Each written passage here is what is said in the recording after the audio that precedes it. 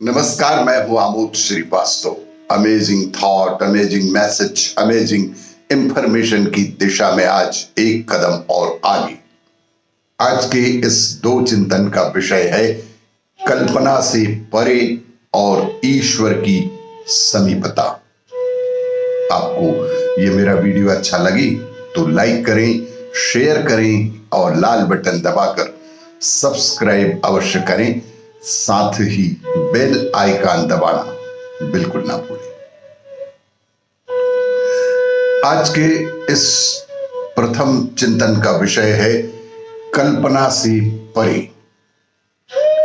अगर आप अभी मौजूदा चीजों के साथ जुड़ जाते हैं और जो नहीं है उसकी कल्पना भी नहीं करते, तो फिर आपके भीतर डर की कोई गुंजाइश ही नहीं बचेगी। आप जीवन का भरपूर आनंद तभी ले सकते हैं आप अपने जीवन के साथ जो सबसे बड़ा अपराध कर सकते हैं वह है एक औसत दर्जे की जिंदगी जीना। इस तरह से जीवन जीकर आप जीवन के किसी भी छोर को नहीं छूते, न तो आप अपनी सर्वश्रेष्ठ क्षमता तक पहुंच पाते हैं और न ही सबसे नीचे के बिंदु को छू पाते हैं। आप इन दोनों के बीच में ही कहीं भटकते रहते हैं। लोगों को लगता है कि जीवन जीने का यह एक सुरक्षित तरीका है, लेकिन इस तरह के जीवन में आप जो भी कदम उठाते हैं वह अधूरा ही होता है। न तो आप जिंदगी में खुलकर हंस पाते हैं और न खुलकर रो पाते हैं।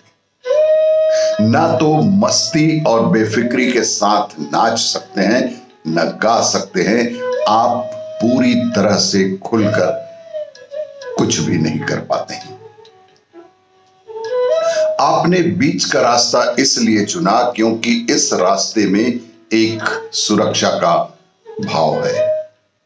अगर आप भीड़ के बीच में खड़े हों, अगर आप भीड़ की बीच में खड़े हों तो आप सुरक्षित होते हैं, लेकिन भीड़ के सबसे आगे या सबसे पीछे खड़े होने में आपको हालात का सामना करना पड़ता है।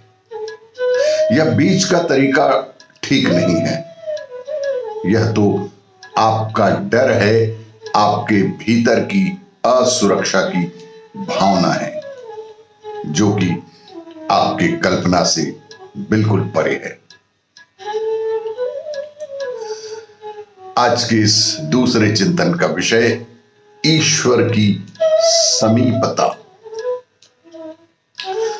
चाणक्य के अनुसार जिन सज्जनों के हृदय में परोपकार की भावना जागृत रहती है, उनकी आपत्तियां भी स्वतः दूर हो जाती हैं।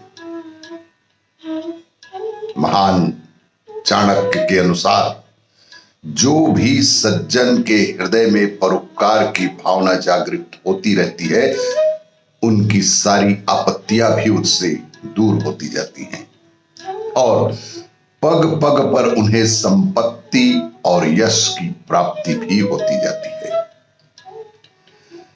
गोस्वामी तुलसीदास ने भी परोपकार के विषय में लिखा है, परहित सरिस धर्म नहीं भाई, पर पीड़ा सम नहीं अधमाई। यानी कि परोपकार के समान कोई धर्म नहीं है। विज्ञान ने आज इतनी उन्नति कर ली है कि मरने के बाद भी हमारी नेत्र ज्योति और अन्य कई अंग किसी अन्य व्यक्ति के जीवन को बचाने का काम कर सकते हैं। परोपकार के द्वारा ईश्वर की समीपता प्राप्त होती है। परोपकार के कारण ही हम ईश्वर के समीप हो पाते हैं। इस प्रकार यह ईश्वर प्राप्ति का एक सोपान भी है। हमारा आत्म तत्व जितना ज्यादा प्रबल होगा, हम उतना ही अविकारी भाव से संसार को देखने व सांसारिक मान आदि की उतनी कम इच्छा करेंगे। विवेक की समीक्षा हम अपने अंतर्मन में अपने द्वारा लोगों व संसार के प्रति किए गए कार्यों से कर सकते हैं।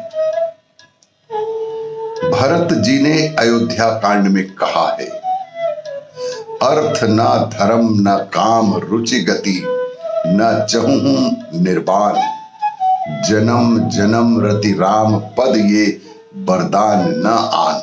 यानी स्वाध्याय व सत्संग के पठन पाठन के साथ स्वाध्याय एवं सत्संग के अलावा भी श्रवण का भी हमारे जीवन में बहुत महत्व है, क्योंकि कई बार कोई ब्रह्म ज्ञानी कहीं भी कुछ ऐसी बात बता जाते हैं जिसे जागरूक व जिज्ञासु व्यक्ति खूब अच्छी तरह से मनन करके उसके तत्व को समझ के अपने जीवन में अमल करते हैं और परमानंद की अनुभूति कर सकते हैं।